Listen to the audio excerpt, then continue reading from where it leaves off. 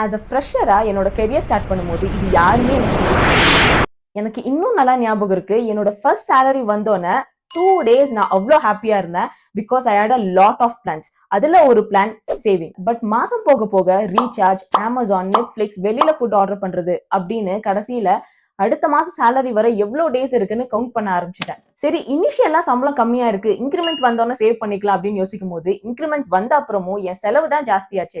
இந்த problem search பண்ணும்போது எனக்கு கிடைச்ச ஒரு பேசிக் சேவிங் ரூல் 50-30-20 ரூல்.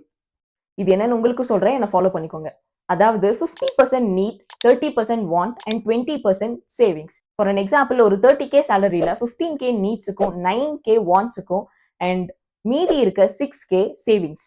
இந்த சேலரி ஸ்பிளிட்டை நான் ஒரு ஸ்ப்ரெட்ஷீட்ல டீடைலா ஸ்பிளிட் பண்ணி போட்டிருக்கேன். நீங்க உங்க சேலரி எவ்வளவோ அதை மட்டும் டைப் பண்ணா போதும். எவ்வளவு ஸ்பெண்ட் பண்ணணும், எவ்வளவு சேவ் பண்ணணும் அப்படிங்கிற டீடைல்ஸ் அதுவே கொடுத்துரும். இந்த ஸ்ப்ரெட்ஷீட் உங்களுக்கு வேணும்னா ஸ்ப்ரெட்ஷீட்னு கமெண்ட் பண்ணுங்க, நான் உங்களுக்கு டிஎம் பண்றேன்.